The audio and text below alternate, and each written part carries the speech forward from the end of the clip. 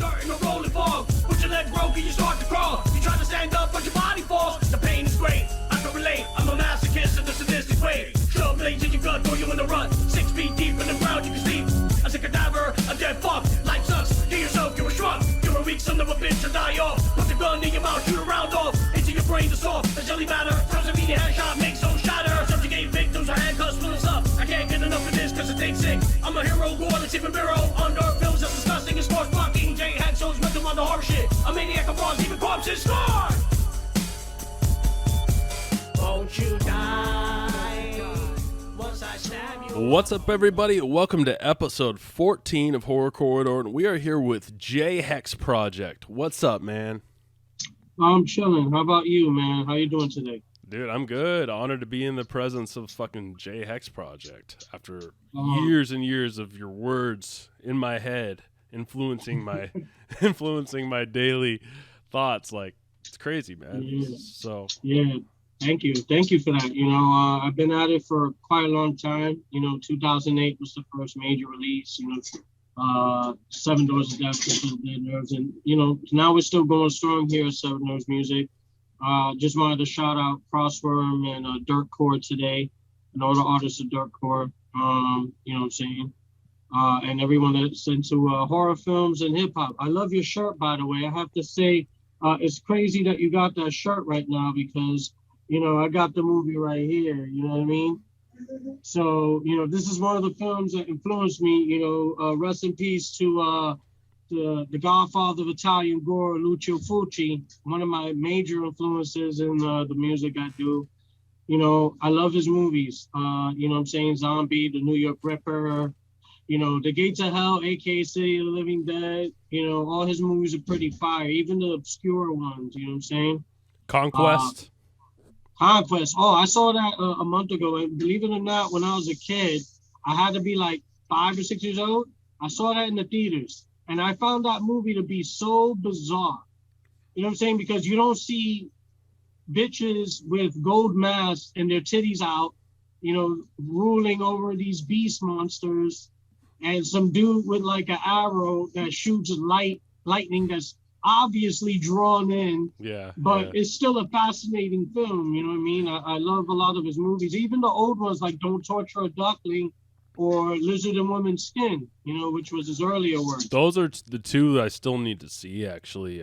My partner QVC, Christian, who is a huge Fulci fan too, he said Don't Torture a Duckling is his favorite, so I haven't seen that yet. It sounds fucking awesome. So I feel that Don't Torture a Duckling was ahead of its time as far as the narrative. Mm-hmm. I mean, it kind of like foresaw a lot of problems that are occurring now, especially with the actual main theme of the killer, basically killing children, in the film, pretty much. That's what the film boils down to. And it's like a whodunit, so it's a traditional Giallo film, and it has a lot of like religious or socio-political themes wrapped up in the film. And the climax is pretty crazy. But, Fulci did a lot of crazy things with his films, and I think he was a big influence, and I feel like he was part of the golden era of Italian horror. You know what I'm saying? Bava started it off. Mm-hmm. Argento took the torch, learned from, Bava, and then you got all these other people like Fulci, Andrea Bianchi, Sergio Martino, who did Torso. Torso's another favorite of mine, a psychosexual serial killing film.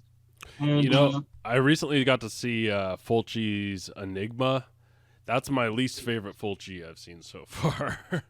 Yeah, it's kind of like the later films, I think, don't have the mystique that his 70s and 80s films had. It had good imagery and good effects at those times, but they were mostly shot on video, right? Because he switched. They look like more TV, shot for TV kind of style. Well, I think he did some TV episodes for a little while, and then I know that he did Cat in the Brain, which was, shot on film, along with a few others. I think Cat in the Brain was probably the last best thing that he did, but in my honest opinion, my two personal favorites, in all honesty, or if I had to say three, would definitely be Zombie. Mm-hmm. Definitely City of the Living Dead, and definitely the New York Ripper. Like the New York Ripper was a really fascinating one for me. You know what I'm saying? Especially Yeah. during the era of serial killing and slasher films. The special effects in that one are very realistic. They remind me of Henry Portrait of a Serial Killer, but you actually get to see the murders happening. Rather, Henry, it's the aftermath. So it was just like almost felt like documentary style, like you were watching real death. It was crazy. New York Ripper. Yeah, I think one of the most craziest parts in that film was when the detective calls up his whore, and you know the killer's there. He's like, "Hey, you want to hear her scream?" You know, from that little telephone booth or whatever. He like tricked him to this recording, and then he starts to like cut her like tit open and then her eye like while it's moving. That was a crazy special effect or whatever. You know what I'm saying? That was pretty nuts when I was a kid and I saw that. Yeah, I still remember that nipple when they slit it open. How you can see it kind of go like that, and it's like that.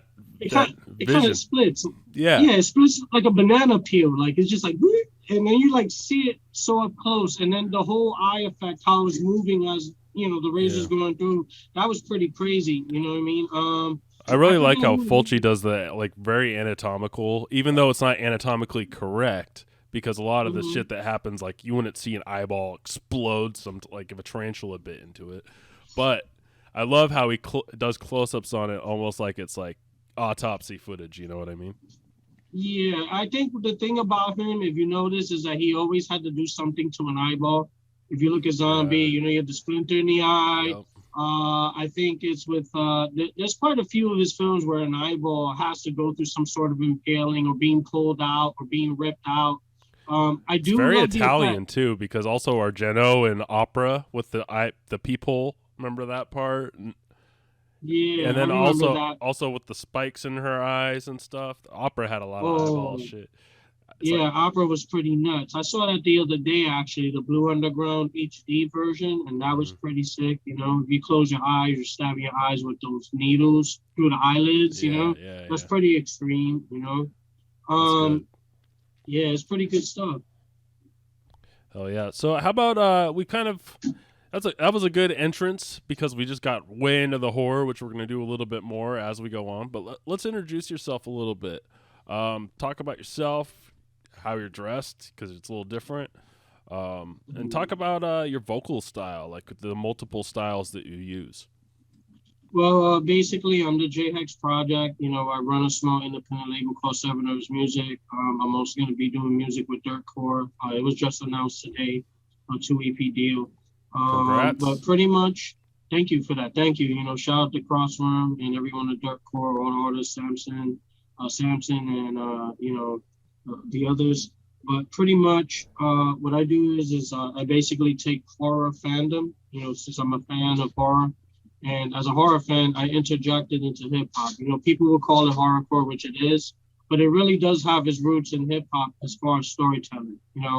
I've also created an art form of storytelling, horrorcore called Giallo with 2 different albums, which we'll talk about later. The Mountain of the Cannibal God and The Possession of Annabelle Lee, and what the meanings of those albums were, how I came up with that style of, rap, Giallo.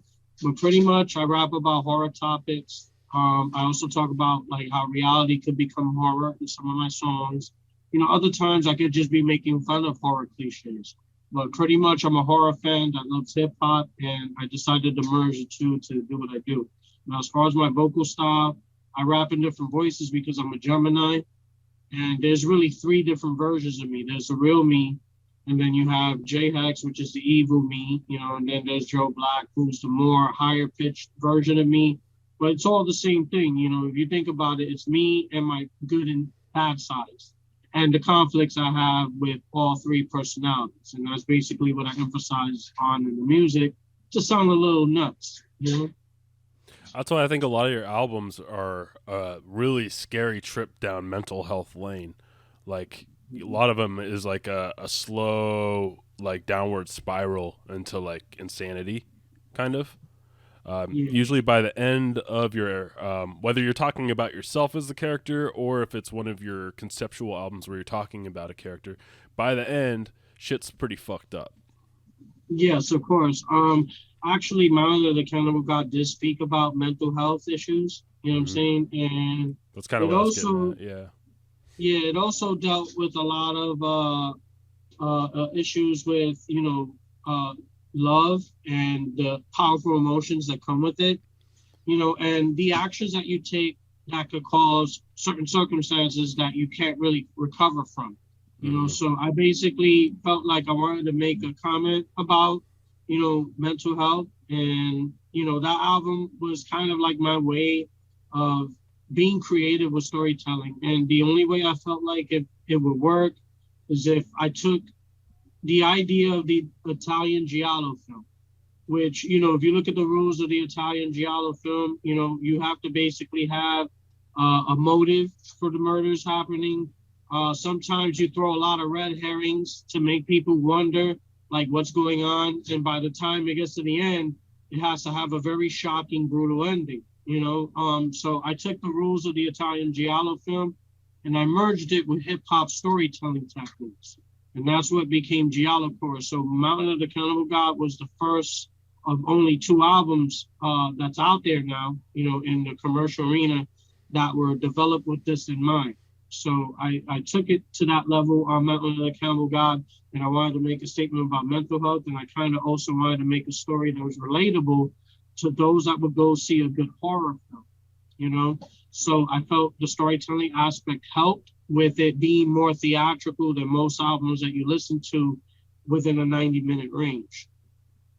Yeah, it's great. It's just a lot like listening to an audiobook, but also you get the amazing production, all done by you on those albums. Well, that was Batman did Mountain of the Cannibal God originally. Oh, okay. Possession of Annabelle Lee. Of course, I've always had the conception for it, the ideas of the music, but Possession was done by another producer from Norway. Okay. And, with that being said, it came out pretty good. The difference between Possession and Mountain is that Mountain was done using traditional hip hop sampling techniques and drum machines, whereas Possession was actually done using live instruments. Oh, And okay. we wanted to emulate the feel of like a 70s original film soundtrack. And that's why I feel like in many ways Possession kind of elevated the formula of Giallocore. Yeah. But it's still its own thing, as far as I use the same rules, but it was just the way that I put it together became its own thing compared to Mountain. They are both like comparable, but they're also standalone in my own opinion. Yeah, totally. Yeah, they're pretty different from each other, but it's great stuff. I love storytelling. I've talked about it a lot on the show. I love storytelling in my music, whether it's horrorcore or just traditional hip hop. It's great when people are just throwing random references out constantly, but it's also great when you have like a linear story that you can follow. And those albums are great for it. But even some of your other songs work very well as standalone like short stories too. So that's really cool too. And then there's a lot of content in there for people like me that, of course, I'm horror obsessed. So you get a lot of references from horror movies from old to new. Everything from 60s Mario Bava films to modern Unearthed Films releases like Serbian film and Headless. Headless isn't Unearthed Film. I just got to clear up. But yeah, just new shit, which is cool because it just means that you've been into the horror shit for a long time and you're still following what's coming out. And yeah, it's great. So what got you into the horror side of music? Honestly, it's always been around. I mean, if you look back in the days, you had Michael Jackson's Thriller. You had the Fresh Prince when he did that jam that had the Nightmare on Elm Street sample played in the background. That one was pretty dope. Nightmare on My Street? Yeah. Yeah. That's a dope jam. I remember the video for that one. It's truly influenced by horror elements. But my son loves that song. It's so good. It's good for kids. That's a pretty good song. Yeah, exactly. So those songs were more mainstream friendly, but it wasn't until I seen the Gravediggers that I felt like, wow, this is like who I am. And seeing that music video for Diary of a Madman really changed my life because I was like, wow, you can actually take horror like topics and elements and like religion and all this other stuff from reality, and you could put it in a hip hop format that's dark. And that's when I was like, wow, this is the kind of route I want to take. You know, you have Flatliners. They were doing their thing too at the time. But then later on, you know, I was listening to PLR, like I was listening to Necro and Ilbill and The Circle of Tyrants. And then, you know, you had Jedi Mind Tricks and all that stuff. So I started listening to a lot of that stuff, a lot of underground stuff. MF Doom was another one. But pretty much it all started with the Grave Diggers and Flatliners, you know. And since I was a deep hip hop head for a long time, like we're going back to like the days of EPMD, Slick Rick, you know what I'm saying, Coogee Rap, the Juice Crew, you know, KRS-One. You know, I was listening to a lot of that, and I was watching horror films like since I was 3 years old. Like, the first movie I saw was The Exorcist. Like that was my first film. At 3? I loved it. Yeah, I 3 years old, and I loved it. And you know, by 4 or 5, I was already watching films like The Thing. You know, I was watching stuff like Day of the Dead. And then, you know, I would go home and you had HBO. So HBO used to play Dawn of the Dead, which is probably like one of my favorite zombie films, American zombie films of all time. Rest in peace, George Romero. You know, that dude has given me a lot of good horror memories with his movies. You know, Monkey Shines, quite a few films. Creepshow was another one. You know, and then without him, we wouldn't have heard about Tom Savini, which happens to be my most well-beloved, like, special effects film dude of all time. Yeah. Like, this dude has influenced me so much. Like, I can tell you, I've been influenced by that man's work so much that I talk about him in my music. You know, I reference some of his work. Like, I'm a big fan of his work in Maniac, one of my favorite slasher films of all time, which, you know, I got right here. You know, I got right that Maniac. You know, I got that Maniac right here. This movie right here is like one of my favorites. Favorite slasher films of all time. Like the way he just scalps him. And, you know, I've referenced it in my own work. And a lot of it is because I actually liked and adored and wanted to be a special effects person. So when I saw Tom Savini's work, it intrigued me how he would take like shrimps and everyday items and turn it into an exploding head with a shotgun. You know? Yeah. So, you know, that's the stuff that I liked. And that's what got me deeper into horror and gore. I wanted to see how people would put this stuff together with their bare hands, you know? Yeah. And he's got a really cool backstory, too, about how he was, like, a Vietnam War photographer. So he studied the anatomy of like, death pretty well through his pictures. Yeah. So when he came back, he had a fresh take on it. Did you ever see Nightmare in a Damaged Brain? Oh, yes. And he discredited himself from that work, but you could clearly tell that he worked on it, you know? But that was a really underrated slasher film. And I just watched that recently, about a month and a half ago, and I was telling myself, man, this movie was kind of ahead of its time because it dealt with mental health issues. And I think people focused more at the time because I've read quite about how infamous it was. It was so infamous for its gore and just straight up violence that people overlooked the mental health issue aspect statement of it all. And they were like, oh my God, this is like so sick, it's so depraved. You know, they said the same thing about Maniac. You know, to me, Maniac is like, in my opinion, is a piece of art. You know, as far as horror is concerned, that's like top tier horror. But at the time, you know, people deadpanned it. They're like, yo, this is a sick, disgusting piece of work or whatever. You know, only people that like this would be sadists. And I just think that horror films, as far as an art form, sometimes is misunderstood by the mainstream. The mainstream, of course, profits from it, but they do it a different way than like that Grindhouse style that we all grew up loving. Also, like Silent Night, Deadly Night was really good with the mental health stuff because it shows like when people have PTSD, but society still shoves shit in your face constantly and no one even tries to help these people that obviously need help, like how they can obviously turn into spree killers, which is something that's happening a lot nowadays. And you even have a song about that shit. You have a really dark song about spree killings, which was kind of crazy. What is it, 6 minutes? Yeah, 6 minutes actually is based on, you know, the MSD killings. Because I lived near there at the time when it happened. So, you know, being near there and seeing how it brought attention to, like, gun violence and all that stuff. And I seen how it made people respond and react to that. It was kind of like me making a statement, a true thing that happens mostly in just America. That these kids get pent up. They have issues. And it's like before you know it, it's too late. Nobody really pulls the trigger on trying to help. This kid or these kids that go and do what they do, and it turns out to be a tragedy, unfortunately. So I basically took the timeline story and converted it into a song. It was a brutally honest song. That's the way I would put it.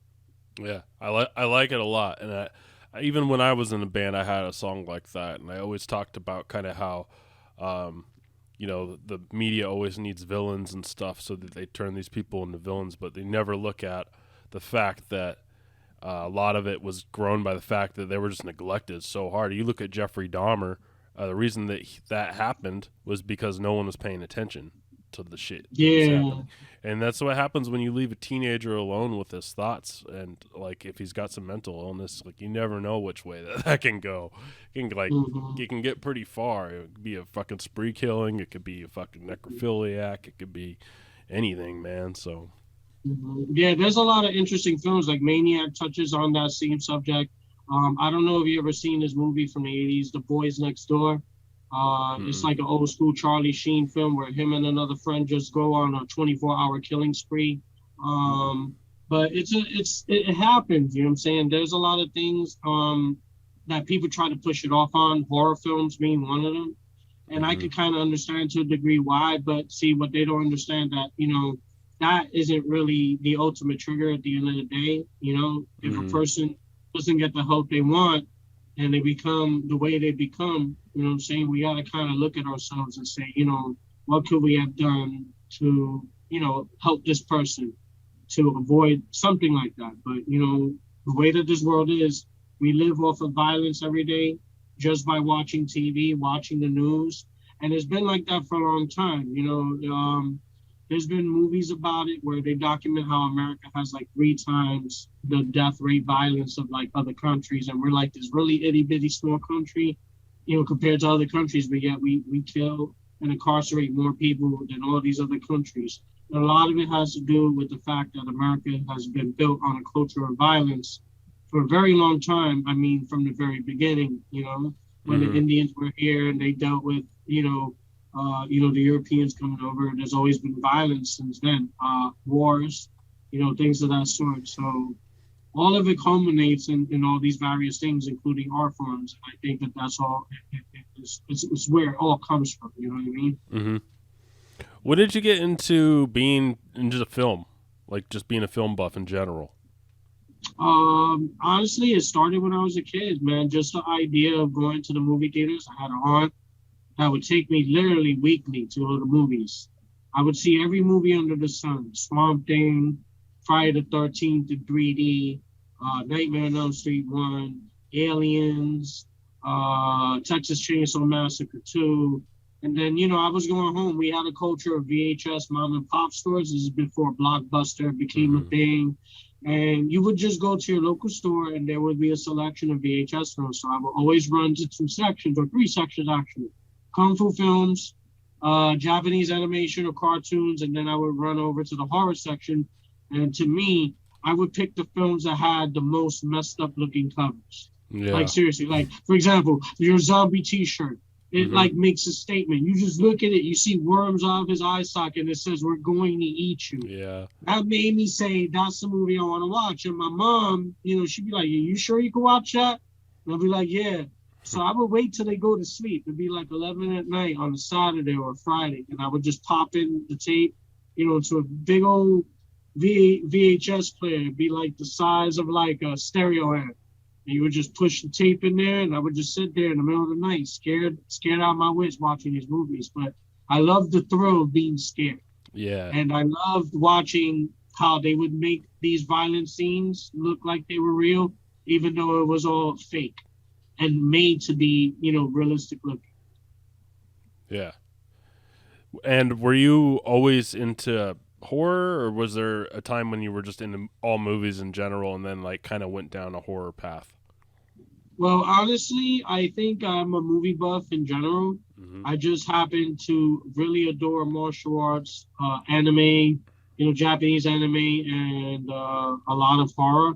but I've watched a lot of action films, comedies. You know, my aunt was the kind of person that whenever there was a new movie, for example, the Terminator 1, oh, let's go see it day one. And I'll go and see it. And I'll be like, oh my God, look at this robot trying to get this girl, you know. So I was into science fiction too.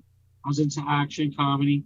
But, you know, the horror films was the place to be. You know, I love the Grindhouse stuff. So that also included the martial arts. That also includes, like, you know, action films. I watch, you know, a bunch of stuff. Like, if it's good, I'm going to watch it. You know what I'm saying? Italian stuff just happened to be a big love of mine. You know, you'll see me watching Japanese movies. You'll see me watching Chinese movies. You know, some instances I'll find out about a movie. Maybe it might be from like the Netherlands or something.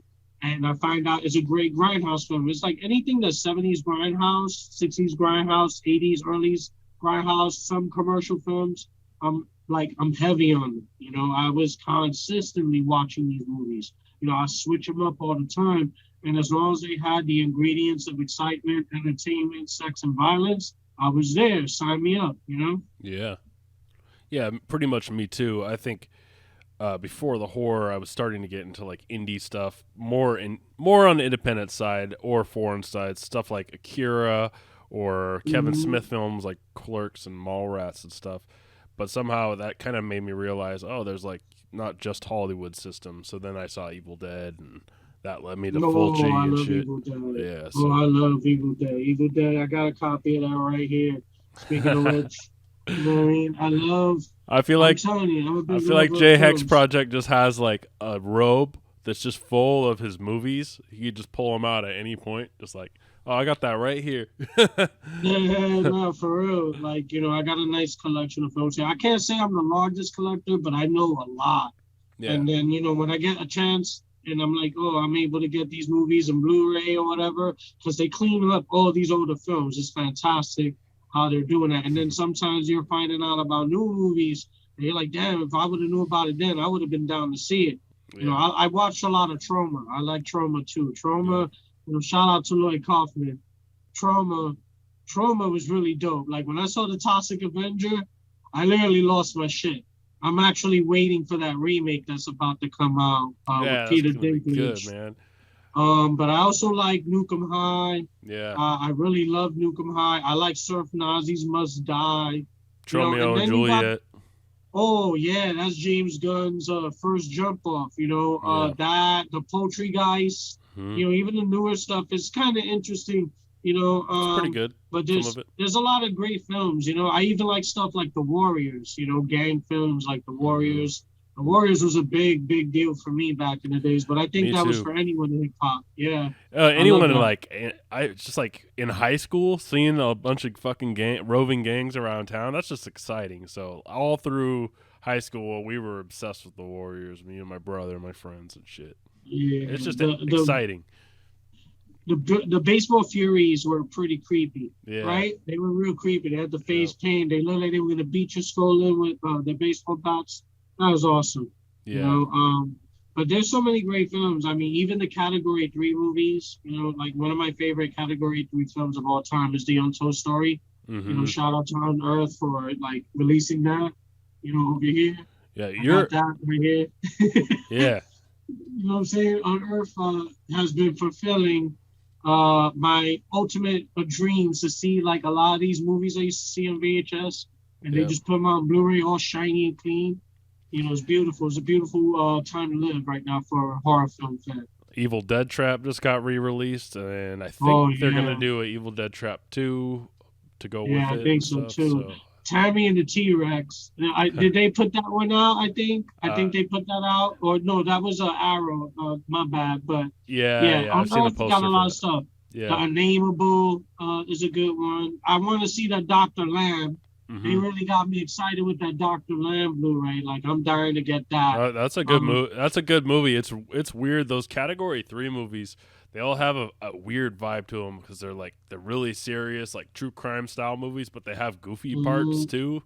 Like there's like goofy parts thrown into like in between like rape and dismemberment, and then there's just like and then there's like cops just fucking goofing around eating donuts in the next scene, and you're like, damn, this is kind of like Last House on the Left with like the. You know how they have the comedy cops in that movie?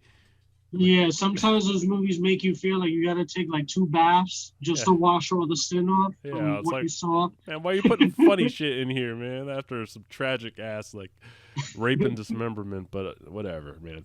And Yeah, for that's why real. they're great because there's no rules, you know. And I love movies where there's no rules, and that's why I love Serbian film, which you're a big fan of, and you mentioned in a lot of your songs. Yeah, that movie is the type of movie that you're either gonna like it or you're gonna really, really hate it. You know, Hmm. that's a movie that I haven't seen in many years has divided people's opinions, especially because of the ending. You know, that ending is messed up. Like when you saw the ending, did you feel any sort of way? I looked at it like, oh my God, this is like pretty wild, you know? Like they're trying to force Milos to do what he had to do. I don't want to give no spoilers, but it was a pretty messed up ending. You know what I Yeah. mean? I even mentioned it in one of my verses, you know, that ending. Because there are people that, you know, get upset about that because they're like, yo, that's not funny. You know, that's not a funny ending. You know, I don't find it to be funny, but it was just a wild thing because it's something that shocks you. And then you sit there thinking about it for days, like, am I a good person for watching that? But you know You know, and what? that's the thing what horror films do to you, There man. is a little funny line. The start with the little one, the final line in the movie. I think that's like a stab at dark humor, honestly, and because I thought it was a Yeah, little bit funny, but other people think it's super messed up. But like, yeah, it start with the is. little one. It just shows that like the depravity's never gonna stop. It's just gonna keep going, and they could even make a sequel if they wanted to. So it's like, to Yeah. me, it was is a little. I mean, it was sick, but it was humorous at the end. That little line, but I know what scene you're talking about, and yeah, that's pretty fucked up. Yeah, that's a wild scene. You know, I didn't think that they were gonna go bananas on that scene, but they went full tilt. But Yeah. that's the kind of movies Unearthed represents, which you have to commend them for Hmm. because they're at the forefront of extreme horror. Like seriously, now you got all these other companies and sometimes individuals who do their own films kind of like following that trend or following that lead, which is fine, you know what I mean? But I think they're more artistic in a sense with Unearthed. Maybe people would disagree with that. You know, some people would say, nah, Unearthed isn't doing anything artistic with their films. I personally think they are. And it takes a lot of balls, you know, for people to put out movies like that and just not give a fuck about what commercialism says.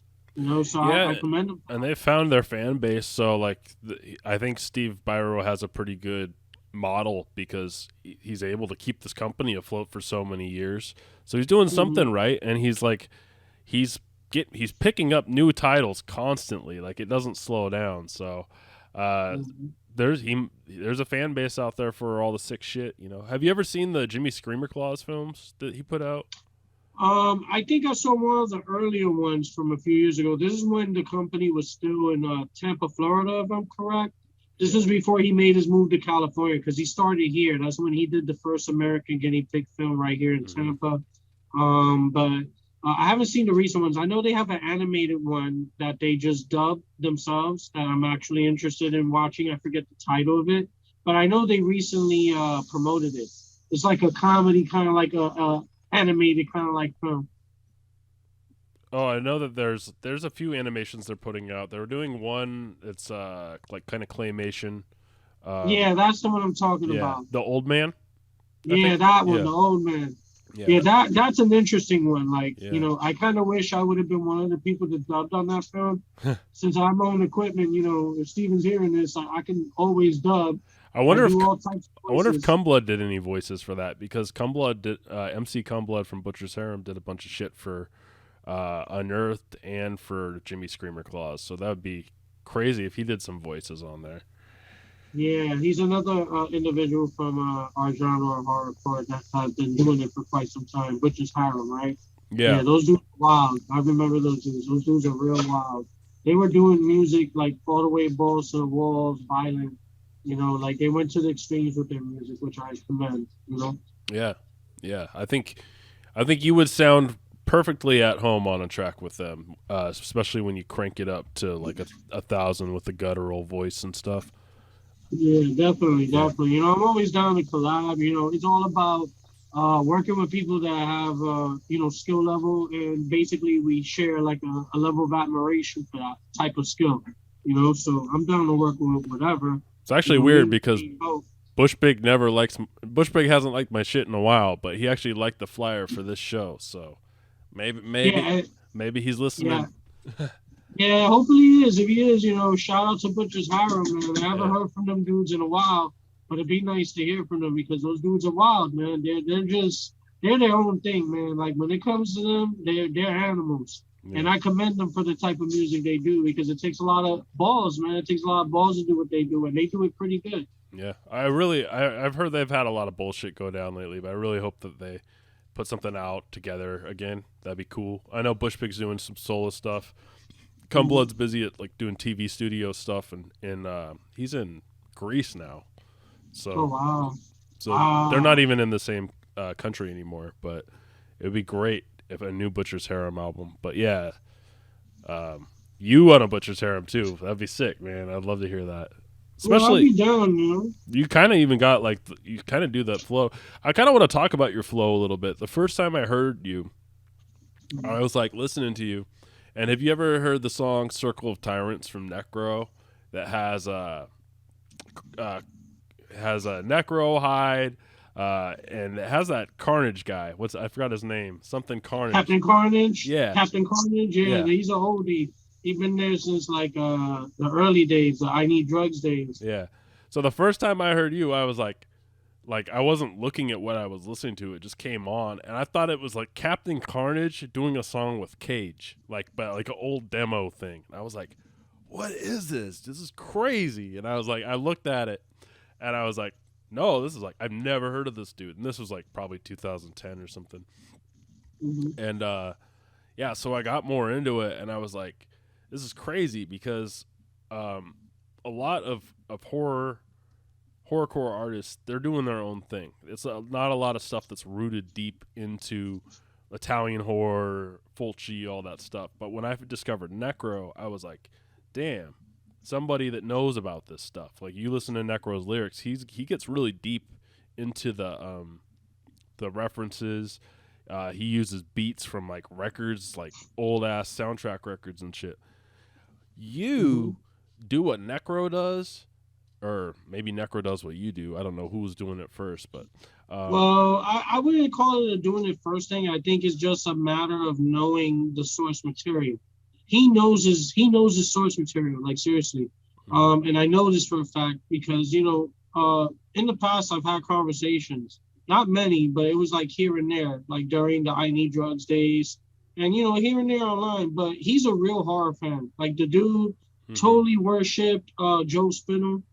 At the time, like he always used to talk about Maniac and Robbie's back. He wore Rotten Cotton shirts before it was like Rotten Cotton. They do all the I remember those. Yeah. So he was always wearing those and stuff. Like he was deep in it. He doesn't seem to really like horror anymore. Like he probably loves it, but he doesn't talk about it anymore. He doesn't wear horror shit. But he still raps about it, and he's still got. Yeah, he still raps. Yeah. Yeah, he still raps about it and stuff. I mean, like he makes references, so he's still into horror, I would assume. Yeah. But pretty much, we're pretty different. I wouldn't say we're exactly the same. I think we're only comparable if you're talking about the topic itself. Yeah. But as far as like what I talk about, what he talks about are two completely different things. He's definitely street. He's definitely dope. He's definitely hardcore. Like he's a Gemini, just like me. You know what I'm saying? We're both Geminis. We're both from Brooklyn. But on some real shit, like if I ever had the opportunity to do something with him, I definitely would because, that shit would be completely dope. He's a legend in himself. So to work with someone of that caliber would actually be an honor. But I honestly think I basically do what I do. I almost think nobody else would fit that mold other than you or someone like you. And it's like beat wise too, I think your beats are different than Necro's in a lot of ways. Like a lot of ways, they sound different. You have a way bigger range. I think a lot of Necro's beats kind of sound similar to each other, where your stuff can differ from live instruments to like program stuff. You got the old school sound, you got the new school sound. Like you're all over the place. But with the old movie samples and stuff like that, that's where I would draw the similarity. And it really scratched that itch for me because once you've listened to the same Necro albums over and over and over again for 10 years or whatever, however many years it was since Gory Days came out till I discovered you, you kind of like, there's nothing else out there. And then I discovered you, and it was a huge rabbit hole of just so much horror references, like that's, and then I'd hear the stories and stuff that you would tell through your Mountain of Cannibal God and Possession of Annabelle Lee. So it's just really cool shit, man. I really got to commend you for doing something different, but also scratching that itch for the horror fans that really love those deep references. Of course. That was my intent from day one, because I felt that, the only way you get to touch people is if you resonate with them in some sort of way. And I think the easiest way to do things in horrorcore, as far as like trying to bring a horror-like aspect into your music, is that you got to connect to these people. And the only way that you could connect to people like that is if you treat them the way that you were. Like, I'm a horror fan, so I'm speaking from the perspective of a horror fan, just like you. You know how it feels like to discover that new VHS cassette, that new Blu-ray. You're like, holy shit, this movie came out in 83. How come I haven't seen it yet? So I like to express that side, but I also like to build a point of reality, especially for all the newer stuff I've been doing. Ever since Seven Doors of Death Part 2, I guess people have been noticing my direction has changed to a more realistic slant. And I've been talking more like true life stories or things that you can relate to in reality that actually become real life horror, and I feel like to me, that's the future of horrorcore and hip hop, because in the end of the day, I feel like horrorcore should come back to where it started. Yeah. It was hip hop. It is hip hop. It's a genre out of it, but you got the ICP side, and then you got the hip hop culture side. So I represent the hip hop culture side. Not to say that I'm not down for the other side. I think they did things that contributed to what we do as a whole as well. Yeah. You can't take that away from that aspect. But me personally, I'm a hip hop dude. And I just happen to like violent horror films or violent media. So I said, why don't I just talk about it? And that's basically the way I wanted to do it. The only twist is I had to become a Gemini in the music. So I used the different voices as a way to express emotion. And using that, it became a guideline to tell stories from different perspectives, which was used a great degree in Mountain of the Cannibal God, as you could tell. Does it ever bother you that some horrorcore artists don't watch any horror, or do you think that horrorcore artists need to at least like watch a little bit to kind of have stuff to write about, or what do you think about that? Honestly, if you don't know the basics, you don't belong here, because you're not talking from a genuine place. In my honest opinion, the best way to be that kind of person in the music that I do is you got to intimately know the genre. You got to know the directors. You got to know the special effects people. You got to know the titles of the films. You got to know the scenes. Kind of like a tape that plays in your mind. Someone says, hey, who did the first Italian Giallo film ever? I automatically got to go Mario Bava, the girl that knew too much. You know what I'm saying? And some people can't come off like that, but knowing that history greatly enhances your writing ability and your ability to be creative. So when you start speaking references and you want to be genuine with the references, right? You got to know your stuff.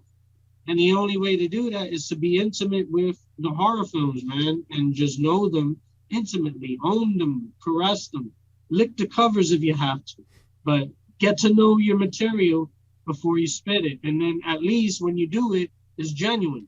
You got people that just say, I'm going to kill, stab, slice, and dice, but they don't give a meaning as to why those actions occur. That's where I differ. I start thinking psychologically. I say, if I'm killing people, what's the reason for it? What led me from point A to B? And how can I build up to that crescendo in a song to give the listener that same emotion as the person that could be going through it in that scenario? So the only way to do that is you have to have a purpose that builds to a shocking ending. And all of it has to come 360 degrees to make sense, Yeah, no, I agree. I think there's a few different angles to that, though. I think gatekeeping is kind of toxic sometimes in the community because you want to get people into this shit. You know what I mean? Of course. But at the same time, it does bother me when you're looking at rappers and you're trying to look at their, like, why are they into horror or whatever, and you look at their lyrics, they're so bland too. You know, there's no flavor there. But there are artists like, and then here's another angle would be artists like Scum. Scum's from Russia. Scum has seen a lot of true crime and real death stuff, and he likes horror movies, but he's more into like the real life disgusting anatomy of horror. Or Butcher's Harem, you know, they just talk about disgusting anatomy too. So yeah. So I think there are different shades of that, but I do agree with you that, like, you got to know the basics. Like, if you don't know Peter Jackson used to be a Spider director, if you don't know, you know what I mean? Like, and I do see a lot of people that prefer Marvel movies over horror, but they're still rapping about horror. It's interesting to me. That's correct. So do you think you'll ever work on any films? I know that you have a little already. Yeah, just a little bit. I did the Summer Massacre with Joe Castro. You know, we did the ending music for that. Me and Desecrated. Desecrated was the producer that worked with me on the Possession of Annabelle Lee. It happened to be the last album he worked on as a producer with me. But that guy was really amazing because he played like everything from scratch, like every instrument you could think of. He would be there just playing it and recording it and just stacking up all the instruments to make a full track. And that's what we did for Possession. You know, it was pretty dope to work with him. He was there from the beginning of the conception of it to the end. Those two albums were thought about like movies. You know, the way I made those albums were like movies, because my secret to telling the best types of storytelling albums, if you ever approach it, if anyone ever does it, whether it's hip hop or rock, whatever, I think the best way to do it is to do it backwards. When I say do it backwards, I mean create the ending first. Because if you know the end result, it's easier to build up to that end result. So when I made Mountain of the Cannibal God and when I made Possession of Annabelle Lee, just the conception of it, like, what am I going to do for this album? What's this story going to be like? I started from the very end and then I built it backwards. And that's how those storylines were so cohesive, because there was just so much thought. Because if you know the end result, you'll know the definitive way to do a build-up. This even applies to horror film scripts or any script, in actuality. Because if you know the ending, then you start developing ideas. Oh, how am I going to get to that climax? And then you're going to brush it up, you're going to clean it up, you're going to tighten it up. And then before you know it, it's like flawless. Hell, you know? Yeah. So that's basically how I did those albums. I took a filmmaking approach, but in a musical way when I made those albums. What other art forms do you enjoy? I know you're into video games, right? Yeah, I'm deep into video games. I mean, I collect them, actually. I collect movies, of course. I'm also a martial artist. I've done Wing Chun for many years. Oh, cool. My father was a martial artist before I was born, so he taught me, and then I learned from two other masters. I think Darby O'Trill had a story on a recent interview he did about, like, they all looked outside and you were just practicing Wing Chun in the driveway or something like that. Yeah. I was playing around because someone, rest in peace, he was one of the fellas. He basically was like asking me like, how's this work or whatever. So we were just like, I was showing him techniques. I was like, okay, go ahead, throw a punch or whatever. And I was showing him the movements, like, okay, deflection, and there's the opening. So I'm throwing like, you know, little swings and punches and doing the blocks, and they were watching. They were like, yo, intrigued by that shit. Like, yo, this dude knows martial arts. But yeah, I'm deep into that. Like, I've been doing that for many, many years. But, like, that's awesome. I would say 41, 42 years. I'm 45 now. So it's been like 42 years I've been doing that real heavy. Oh, shit. Since you were like a little baby. Yeah, 3 years old, exactly. My father felt the earlier the better. So he started me off real young. As soon as you could walk, pretty much. Yeah, pretty much. Like, awesome. no lies. That's how I got into like the kung fu stuff too. He used to watch it a lot. All those Grindhouse films, like, you know, the horror films and stuff. Him and my mom will watch a lot of that stuff. So that's how I got into it. You know, I used to watch Shaw Brothers stuff. You know, the Golden Harvest movies. I love the Shaw Joseph Brothers. Klo.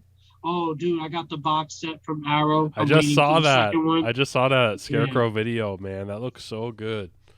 Yeah, that box set is worth the haul. I'm waiting for the second box set, which is going to have quite a few other great, amazing films like Two Champions of Shaolin, and I think this is going to have My Young Auntie, 10 Tigers of Kwang Tung. They mentioned a few of them actually in the booklet of the first box set that are going to be in the second box set, which is pretty cool. But that first box set is worth the haul. The booklet in there is gorgeous. You get the uncut version of Chinatown Kid, which I haven't even seen since like '86. Yo, you wanna real quick recommend like 3 Shaw Brothers movies to the horror audience, or people, some violent Shaw Brothers movies? Wow. Well, if it deals with violence, I'll say Five Element Ninjas, aka Chinese Super Ninjas, is one of them. That was Chang Chen's last film and one of the most violent. I got that one. Now, if you're dealing with horror, I say Human Lanterns is a really good one. Human Lanterns is a really solid Shaw Brother horror film. Now, if I had to do another strictly kung fu film that I really love, I say Crippled Avengers is an amazing one. I mean, people say Five Deadly Venoms because that's another amazing one. I mean, there's so many good ones. But another amazing violent one I would say would be The Boxer for Shang Tsung. That ending fight scene is insane. You know, I don't know. It's just Actually, like don't dozens know of if I've people seen with that black axes. It's in the box set actually. Okay. But that film actually inspired the Axe Gang in that kung fu comedy movie that Stephen Chow did, Kung Fu Hustle. That definitely came directly from Boxer from Shang Tsung. Like he was definitely inspired by that film. Yeah. But yeah, man, those movies are really dope. I love the Shaw Brothers. They were like the Hammer horror version of Hong Kong cinema. It was they did the so Seven cool. Golden Vampires, the Legend was of a the collab. Seven Golden Vampires, with the Hammer and Shaw production. That was pretty cool. Yeah.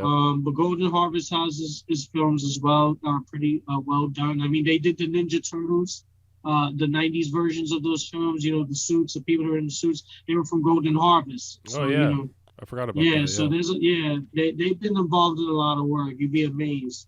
But yeah, those movies are pretty dope. I love making suggestions. Yeah. So you mentioned a lot of extreme horror, but a lot of I've said this earlier about like classic stuff and modern stuff. But it seemed to notice you talk more about the extreme cinema in your newer films. Did you get more into extreme cinema in the last few years, or is it something that you've always liked? It's just something that hasn't really breached into your lyrics until recently. Well, it's all about inspiration. You know what I mean? I've always been the one to watch the extreme stuff. I used to be super heavy with it as a teenager. As I got older, softened up just a little bit, but there wasn't really many outlets for that other than the underground outlets that you have in New York City. You know, the VHS bootlegs, DVD bootlegs. Yes, bootlegs and online piracy is the only way to get a lot of the foreign stuff. Honestly, what sparked it back up for me, I'll be honest with you, was Stephen Biro's company, Unearthed. Like when I found out they were in Florida, and the first thing I found out about them was American Guinea Pig 1, and that they made it look like this like authentic snuff film. I was like, oh wow, this reminds me of when. And Jim Van Bebber was in it. Yeah, and I was like, damn, this makes me feel like the days when I used to pick up Faces of Death or Traces of Death. You know, like when I was really hunting for those Mondo Macabre films, you know, and when I saw the movie, I was like astonished. Then I saw Headless, you know, and that movie, it's kind of weird to say it, but it almost kind of like changed my life because I never felt that kind of creepiness factor in a horror film slasher than I did from that film at the time I saw it. So much so that I reached out to the film producers and the director of the film, and I was like, man, I want to do a song to this. And it ended up becoming an entire project. It was the Devilman LP. And I kind of like took the character and I made like a loose interpretation of the character's motives and stuff in my album, along with clips that they allowed me to use, you know, to specifically just make the album skits or whatever. But it was pretty cool to be inspired by that. Like I saw that movie, and though it is a really sick film, I saw a form of artistry that I hadn't seen, like the kind of like take control, grab them by the balls kind of film. And that really inspired me to make that album. And, you know, I'm kind of like grateful for that because it brought me back into building a deeper aspect with the horror mixed with the music kind of deal. You know what I mean? Moving forward. And ever since, I wouldn't say ever since Devilman, I would say maybe a little bit earlier than Devilman, but you bringing up Men Behind the Sun in movies. You're bringing up, what the fuck else have you been bringing up? Scott Shermer. You say you get murdered by Scott Shermer. Scott Shermer. I don't have it right in front of me, but yeah, I remember that. And then I've also made reference to Joe Castro and you know, Lloyd Kaufman and Trauma and stuff. Yeah. And really, when I do that, I'm speaking as a fan. I really am. Like, I'm just taking my perspective and I'm kind of like amplifying it in the music, you know, because you want to be creepy as hell, but you also want to tell people that you know what you're talking about. Yeah. So I feel like when I do that stuff, the real horror fans that know the music, that love the music, they're like, holy shit, this guy knows what he's talking about because he's a fan. And I think that that's what sticks with people the most, and that's what makes it unique. And I feel like that's an approach that not too many of us in our genre, at least, have been able to do in that aspect. Yeah, for sure. We're gonna go back just a little bit real quick. I just wanted to ask, was there an underground wicked shit scene around you when you first started doing this, or did you have to find it on your own? That was in New York, correct? Yeah, honestly, there was, but I wasn't really part of that. I was more of the underground hip hop backpacker culture. You know, we're going back to like the days of Fat Beats, when it used to be open on West Broadway in New York City, off of West Broadway and West 8th. And, you know, digging through underground classic albums, like stuff from Ruckus Records, stuff from like Definitive Jux, stuff from like, you know, Carolina Records. You know, I'm listening to shit like who is it? LP. I'm listening to shit like Mos Def and Talib Kweli's Black Star. Were you into like the Weatherman camp at all? Like oh yeah, definitely. I'm a big fan of Aesop Rock. I think his first album is pretty amazing. Bazooka Tooth Kid is pretty amazing. I'm big into Cage. I feel like his first album that Necro did some joints on was pretty dope. When he took that sample from, I forget the Clockwork Orange, film, and he just totally flipped that beat. That was amazing. And the Shogun Assassin intro with Daigoro talking about yeah, that was sick. Shogun Assassin's like a huge influence to me in my life. I love that whole thing. I've seen the Japanese versions of those films as well. The American version's definitely a classic, but to see Lone Wolf and Cub, like the 6-film set, is actually where it's at. Well, I sent you a picture of my collection. You know that I own know that I own that collection. I don't own Shogun Assassin. To me, Shogun Assassin is literally what you put on when you want to show some Americans, like, check this out.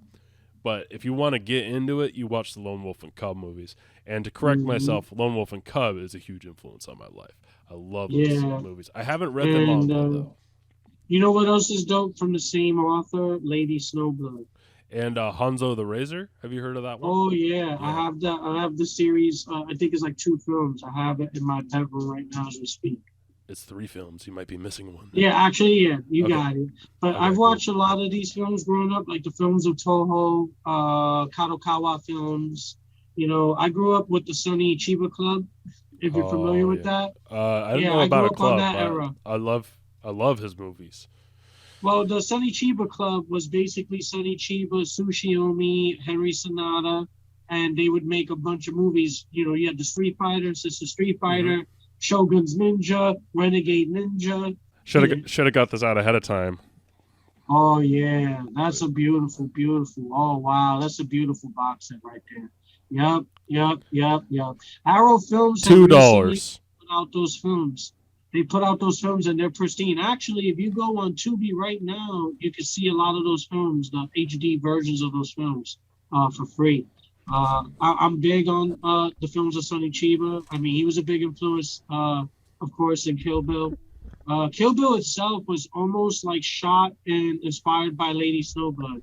Yeah. If you look at some of the scenes that were shot in Snowblood, The House of when Blue they kill her Leaves. father, when they kill her father in that scene and the bad guys are looking down at her, it's the same thing that's happening to the bride.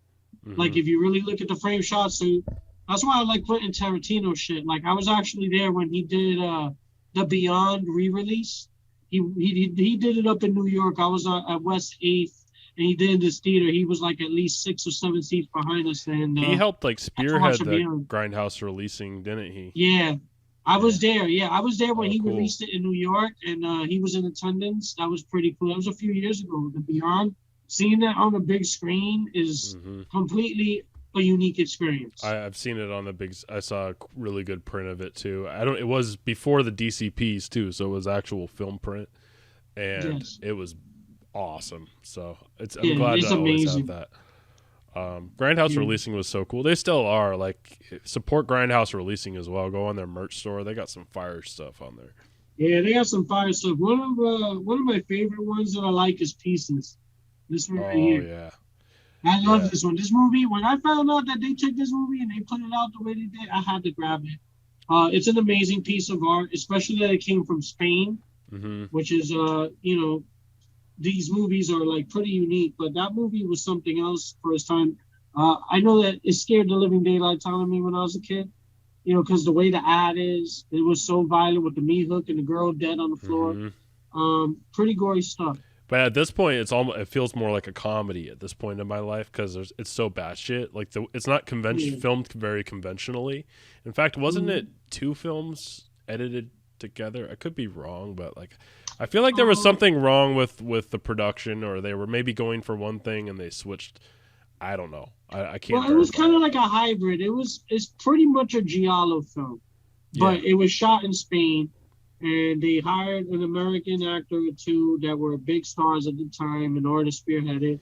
But the thing that made it unique was the fact that, kind of like Texas Chainsaw, he used a chainsaw. He was using these women to cut them up and make the perfect women by taking their body parts and sewing them together. So that ending was what freaked people out the most. That's like the most memorable thing, when that person just falls out of the closet and it just hits them. And all of a sudden it grabs him by the nuts and rips it off. That's just kind of like a little overplayed. But, that was the thing about the 80s, the cheesy factor. Kind of made the film more fun. It kind of made you say, hey, this kind of scared the living shit out of me. But, now I can laugh because I realize it's just a movie. I fucking love it. Yeah. I love, like, the new A24 style movies have been pretty cool. Like Hereditary, Midsommar, and all those kind of things. But I do think there is like a total loss of that fun factor.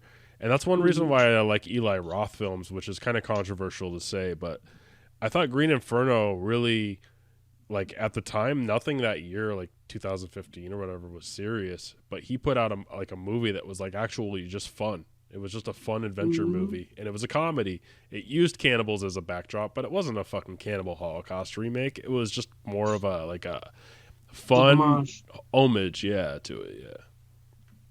I actually enjoyed that film for what it was. I didn't take it serious.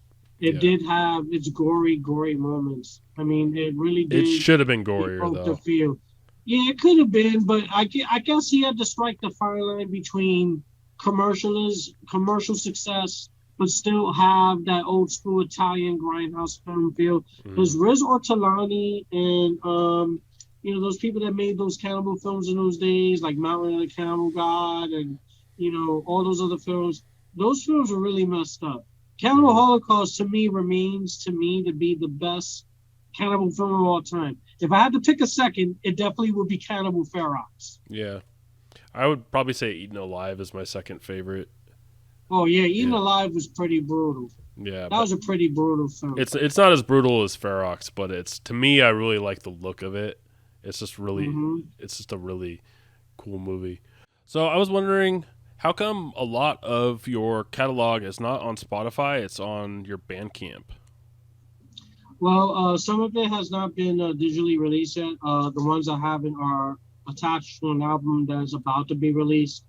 Like the newer stuff, the singles, like the ones I did with Bofat, which he's an amazing German boom bap producer. Shout out to Bofat. You know, he works with Taimo Denku and a lot of amazing other artists. I basically have an album that I got coming out that I'm working on called Death Notes. And some of those songs are there in their early forms. You know, they're actually much better now than they are currently released. You know, so some of them have not been put in the digital distribution chain, so you only see them in Bandcamp. But the ones that are in digital distribution, they see on Spotify, those are officially releases that I put through a distributor. You know, it's out there. They put it out in all the stores and, you know, try to help me get it out there to the world. Okay. I was wondering also, does Sev'rd Nerves have any other artists on the label? Well, we used to have other artists on the label about a few years ago, but you know, things were a little complicated because I'm just a one man army Swiss knife when it comes to it. You know, I produce, I make beats, I mix, I master, I do video edits, I do graphic design. So, you know, while it was fun when I had like a small team, like I used to have Heaven on my team, he was from Russia, rest in peace. He passed away this year from COVID. You know, he was really unique. He was the only Russian speaking artist I ever had that was non-English. And he was selling like crazy. Like people from America, Japan, and everything was buying his stuff. I had Raven Hunter, and he's a good friend of mine as well. Raven Hunter was with me for a while, but I never got to release anything with him other than sampler stuff. And then the Morbid one was with me for a while, and I helped to mix and master an album of his that was pretty cool. You know, it was just, I would say it was a bit underrated. I guess they weren't expecting what came out on the album to come out, but I'm pretty proud of it, you know. What's that album called? I forget the title. It's been such a long time, but it's definitely on my website, JxKxMx. Okay. Which is the official website for Sev'rd Nerves music, but the Bandcamp that you saw also has all the official releases. I just try to put it out in as many places as I can to get it out there to the public. But after that time frame, this was probably like 2016. It's probably like maybe 2017 to 2019. This was going on, and then I disbanded it because I wanted to focus back on what I was doing. I was taking a lot of time away from the music I was doing, and it was a real challenge working with a team. You know, when you're dealing with different artists, they all have different needs, and when you're just by yourself, you can do the best you can do, but it's a real challenge when you don't have a team behind you to properly manage everyone, you know. And I felt like one thing I learned is that I could do it better the next time, you know. But It is a challenge to run an entire label by yourself with other artists. I bet. I was also wondering how much international sales you're getting from like non-English speaking countries, because I've heard you talk a little bit about that. Well, I get most of my sales from the U.S., but I do get Japan, Korea, China, Germany, Italy, Hungary, sometimes like places I never even heard of in Croatia, but it's usually digital. You know, a lot of people that are more worldly go for digital versus hard copies, but I've had people order, like from Japan, my vinyls that I've ever released, because I always release small amounts of vinyl, usually like 30 to 50 pieces, and they go within days. That's crazy. Yeah, and they're not cheap, like either, you know. Since you get smaller numbers, they are more costly, but people look at them as collector's items. You know, it's kind of like with the indie horror film thing. You have independent directors that'll put out a movie, you know, and they'll say, oh, I have like 200 copies and they're numbered. Yeah. And if you have that movie and it sells out, it's like out of print, it's like a holy grail item that you have to get for your collection. And then the price just keeps going up and up and up and up. Yes, and that's what's happened in a lot of cases. Like my Seven Doors to Death 2 vinyl, the last I checked, which was like a year ago, it shot up like I think 4 times the price than it was released. I put it out for like I think $40, and I could have sworn I saw it for like $150, $160 brand new once it sold out. And that's the one where you had the Faces of Death cover? Yes, that drawing? was highly Yeah, inspired by the Faces of Death Part 1 VHS poster I with love. the Grim Reaper. Yeah, I love that you did that. That was really cool. Or who was the? Do you remember the artist that did that cover? It was someone that I hired from Fiverr, to be honest with you. Mm. But that's the beauty of low budget music making. Is like if you have a good creative mind, like I gave him the idea, showed him where I got it from. He went and he penciled it and drawn it, and then he took it to the next level. Same thing with like the Mountain of the Cannibal God covers and the Possession one. That was done by Pezza Cicada, by the way. Hmm. Shout out to Pezza Cicada. He did that like pro bono from scratch. You know, Possession of Annabelle Lee was basically visually inspired by the poster for Black Sunday by Mario Bava. If you look at that poster, you look at my album art, it's completely Yeah. almost like a spitting image, but it was done from the ground up. Mountain of the Campbell God specifically wasn't, I would say, inspired by anything other than like old school Italian artwork from their posters. Yeah. The posters look better. The posters were better looking than the actual movie actually was. Yeah, that You know was what the I'm saying? exploitation rule. Basically, is like shitty Make it movie, make it a fantastic. big flashy box. Yeah, spend $1,000 on the movie, spend 10,000 on the artwork. Hmm. That's how it was. But those are some masterpiece paintings. Yeah, And they're definitely. still very That's why I took that influential. approach. Yeah, that's why I took that approach. You know, I felt you got to make it sensational and marketable, and it has to appeal visually when you look at it and be like, holy shit. Like, if you never heard of me, but you look at the album, chances are you're going to buy it just because the art looks that good. Yeah. You know what I mean? And then you're going to find out, oh shit, this actually is good music. So that's my approach with artwork. What's the most nostalgic era of your career? Honestly, when I say nostalgic, wow, I have to go back to like 2008. That's when I first started. You know, Okay. we had a website called HorrorCorridor.com, and that was like the place to be to put your music out if people were looking for horror-based hip hop. You know, and I remember when I first dropped Sev'rd Nerves of Death, Twitch of the Dead's Nerves on CD, and people just went like ape shit over it. They were like, wow, look at this artwork. Look at what he's talking about. Look at this guy. He looks like a monster. It's kind of creepy, but it's kind of cool. And, you know, you saw people making threads because in those days you would make a thread about an album and say, yo, this is a dope album. And I remember after I released it, like within less than like 2 or 3 weeks, there was at least at one time 6 or 7 threads praising the album all at once. Different reviewers. I was like, oh my God, this is groundbreaking, you know? And ever since then, when I put on an album, the diehards, they go and they buy it. They know it's going to be good, you know, based on my track record. Yeah. So I just try to come out with more really groundbreaking stuff with every album, as far as like conception, you know, the quality of the album, and I just try to put it out there, and hopefully, like, it entices people that are horror fans to really like it and enjoy it, like a movie. You know what I mean? They say, wow, this guy knows his stuff.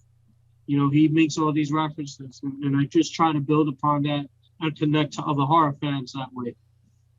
And I think they will, especially if you find the right avenues, man. You're speaking the gospel. It's just that you got to find the right congregation. You know what I'm saying? Yeah, of course, of course. Any releases coming soon?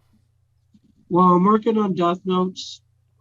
As you know, it was just announced that I've been signed to a deal with Crossworms label, Darkcore, which is exciting, you know, because he has built a team of artists, which he hasn't even announced the 4th artist yet. And when he does, it's going to mess people's heads up. But he's built pretty much a legion of artists, a bunch of monsters on his label, and he fully is allowing us to do the music that we want to do, you know. Cool. And I thank him for that. Shout out to Crossworm. And I feel that with that one, I have 2 other EPs which are being worked on right now. I will be releasing, but I think Sev'rd Nerves will probably be doing Death Notes. But I'm still in negotiation for doing other albums. You know, I have other things in the works that it's too early to talk about. You know, I've been speaking to Bofat, and I'm doing an album with him I've been working on, which is going to be dope for hip hop and horrorcore. And they just keep coming along. You know, I've spoken to Stephen Biro about something exciting in the future, and I just have to work on that.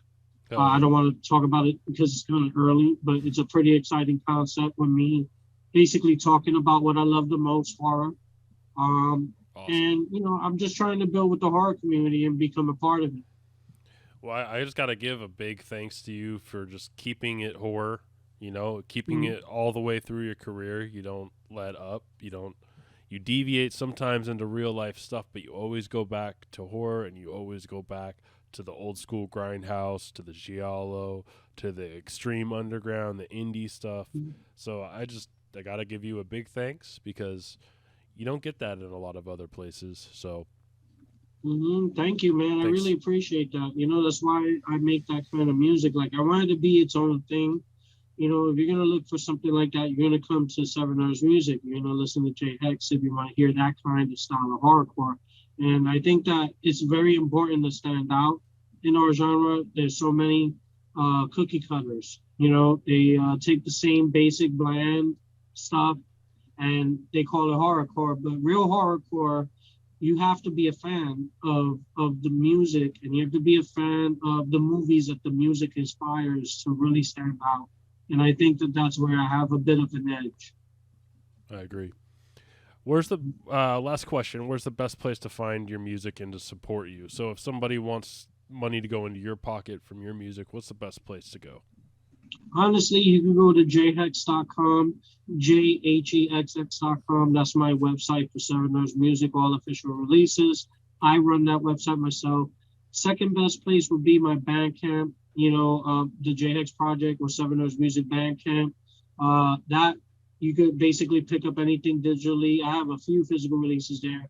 And then, if you're digital, you can go to Apple, iTunes. You can go to YouTube to listen to my stuff. You can go on Spotify. I have quite a few albums there. And anywhere where digital albums are sold or distributed, basically. I have a pretty good distributor that helps me get that stuff out there. And I recommend going to his website and trying to find it all through there, because that way you'll get the most of his stuff, because everything's on there, links to every place. So that's a great place to go. Definitely. There's even free music there. If you just want to dip your toe in the water, in the free music section of my website at JxKxMx.com. And, there's also the store there where you could buy the album. If you get the album hard copy, you also get the digital immediately from the store. No questions asked. It's all automated. And yeah, man, go ahead and check out JxKxMx.com. Is definitely a dope ass site. You could tell that there's a lot of good stuff behind there, and support. Oh yeah, man. Well, okay, you guys thought we were done, but we got a little bonus here. We got JKM, aka Mr Kiltcha, hanging with us here. Of course, Hexx Project still with us, and we're gonna do a little face-off between these two horrorcore masters. And we're going to do, see who's more horrorcore, basically. But these are going to be all horror questions. So and we're going to do one by one, because if we tried to beep in, I feel like there'd be some issues. So, yeah. We're going to start with our special bonus guest, Mr. Kiltcha, JKM. You like JKM better, so I'll use that. Yeah. So we'll say JKM. First question. Name 3 Anthony Wong films. 3 Anthony Wong films. All right, I'm going to go with Untold Story, Ebola Syndrome, and doesn't have to be horror at this point. Was he in Taxi Hunter? I can't confirm that. That's a good one. That's a good ass question. I'll look it up. Hard Boiled. Yep, there you go. Yep. But I was going to say the same 3 films. I feel like maybe he was in Taxi Hunter as well, but maybe not. He might be. But you get a point for that one. Woohoo! All right. Yep, good job. All right, next we'll go to Hexx. What year was Cannibal Holocaust released in USA for a limited run? I think if I'm correct, it was 1979. 1985 was the year of the limited run in the U.S. 1979 was the Italian run. All right. That's where you got me. Yep. JKM, Name the Brother Lynch hung voodoo cannibal film released on VHS. Oh, is Now Eat on VHS? That's correct. Is that old? Yep. Fuck. Wow. All right. Back to JxKxMx. Director Izo Hashimoto is known for Evil Dead Trap 2 Hideki. But also, which popular anime did he bring to the big screen? Holy crap. You pulled that one out your back, didn't you? I felt like this is That's a something that hard one. you would get. Oh, that's a hard one. Damn. Anime. What year are we talking about? Here, I'll give you a little bit of a... He's like a little tidbit. You see it? Damn. You see it? Not really. That was quick. That was quick. Honestly, I don't know the answer to that one. It might be Devilman, but I could be wrong. That'd be Akira. Oh, damn, you're right. Yeah, he was the screenwriter, actually, for Akira. The director of Evil Dead Trap 2. Okay, JKM. Can you name an H.G. Lewis non-horror film?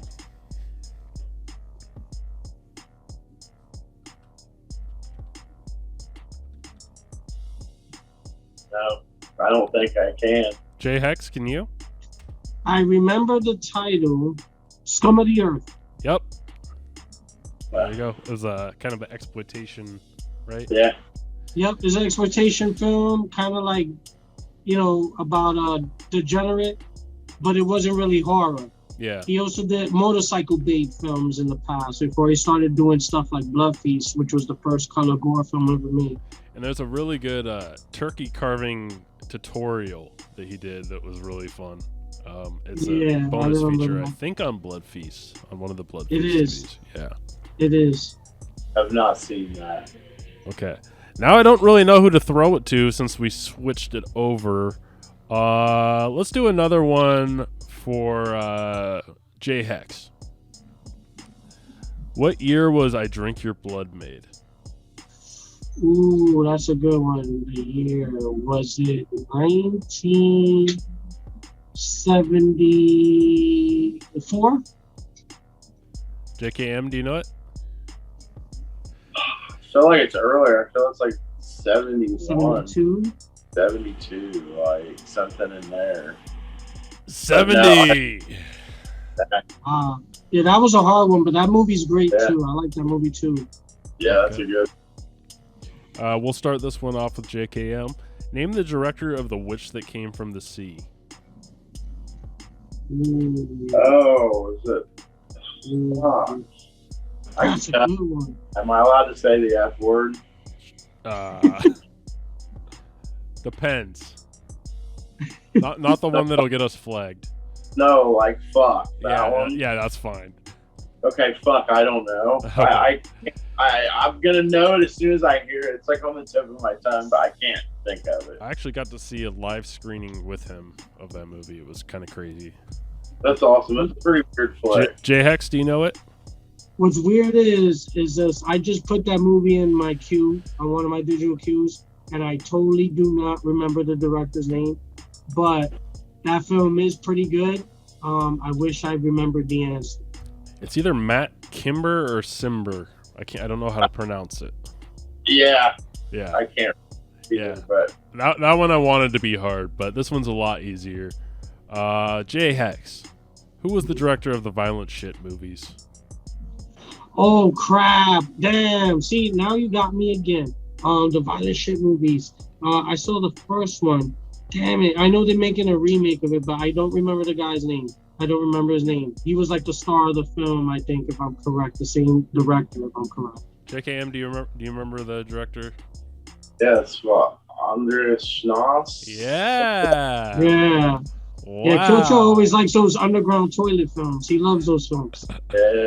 Oh shit! Then Those are pretty fucking awesome. I don't know if I Yeah. want to give him the next one then because he might get it. Let's give it to JxKxMx then. What town was Necrophiles filmed in? There's two answers will work for this. you can say one of the two towns. Oh, damn. You are pulling out some really hard ones. I feel like an idiot right now. This is my first time doing the horror trivia, and this is kind of like based off the kind of movies that our network kind of goes for, is the underground gore kind of shit. Honestly, I don't know the answer to that question. I'm gonna have to do a hard pass on that one. JKM? It's in Jersey, I'm pretty sure. It's somewhere, is it not? Filmed in my hometown in Olympia, Washington. Yeah, I'm thinking of something else then. Yeah, Olympia, and you could also say Seattle because there were shots in Seattle. Oh, yeah. Who did I ask that one first? I forgot. Hexx. I feel like I asked Hexx, yeah. JKM, do you know Necro's directorial debut? Necro the rapper? Yeah.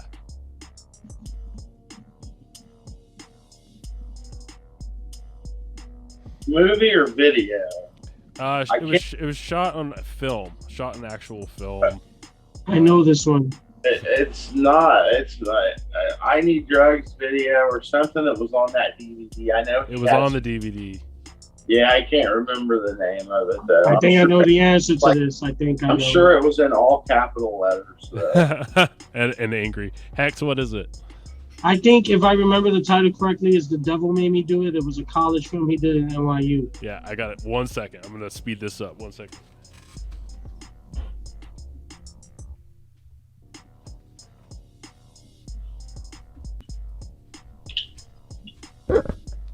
Oh, yes.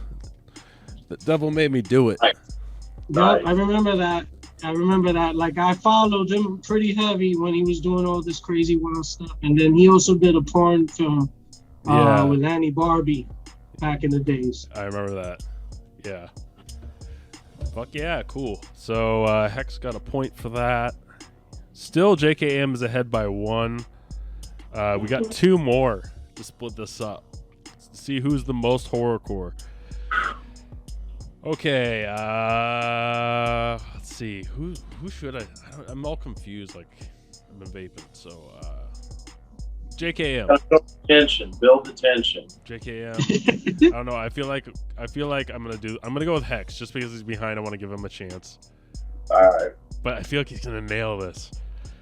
Name 3 David Hess films. The Last House on the Left. I think one of them was The Hitchhiker.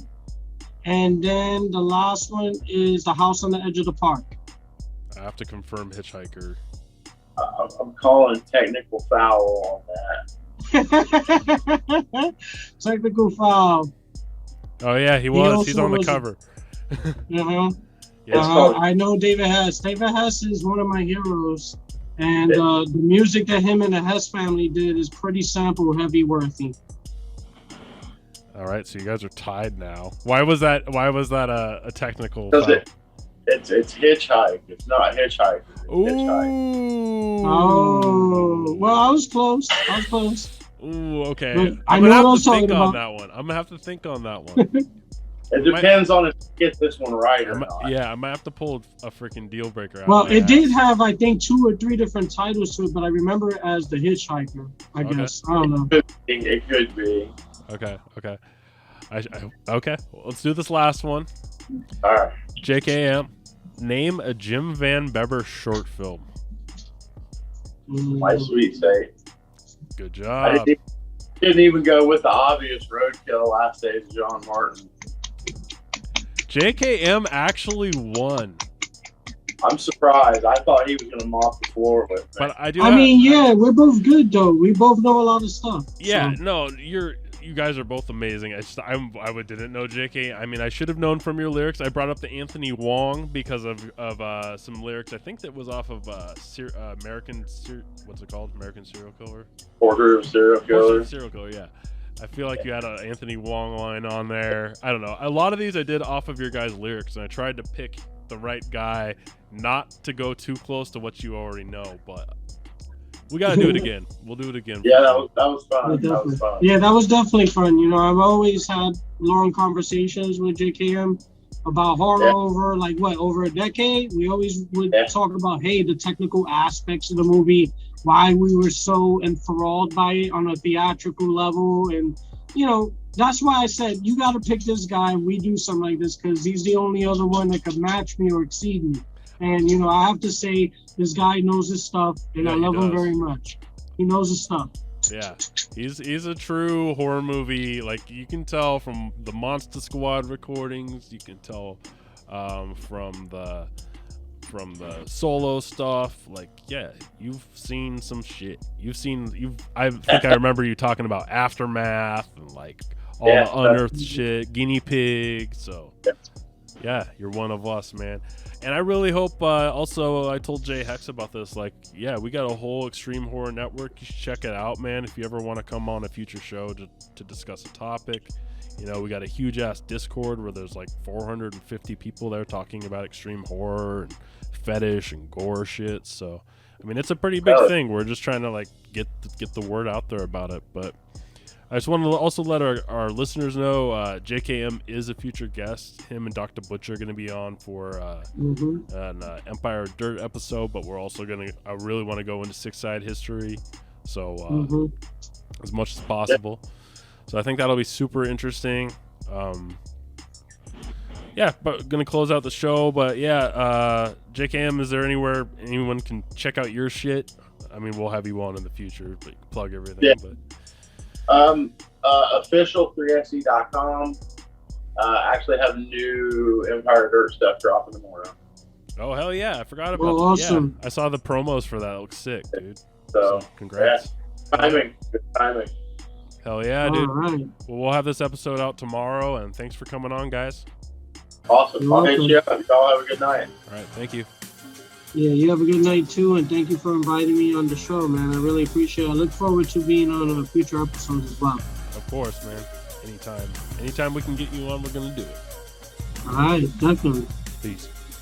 Peace. I'll cut your face open and make you look like a vagina. During the menstrual cycle, you bleed to death indeed. I'll leave you in shock like Baba when I dismember your mama with an electric knife. Screaming, fuck your life. You better take a train to Busan to escape your fate. You can run, but you can't hide. It can't cross the lake. I'm unstoppable like Voorhees, killing counselors and teens. With machetes and axes, I'll grind your skull clean. You're going up against the best. You can wear investors when I aim and shoot. I go for the head, kill the zombie dead. I throw your dome in the bullet bag like Brody's brother under the direction of Scott Sherman. You found murder in your bathroom, drowning in your blood. You're out of luck. There ain't no second chance in this life and death. You advance as I continue to slash your throat with a razor sharp, and I'll bury your corpse under the grass in my back garden.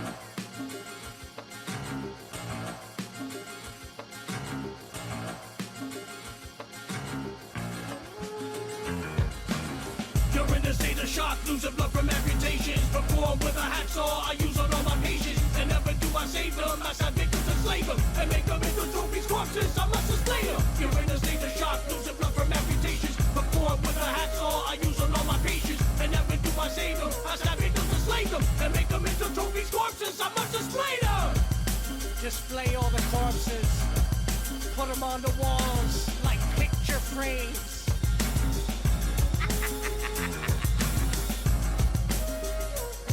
The Hexx Project, Sev'rd Nerves music, bitch. This is Horrorcore. New York in the house.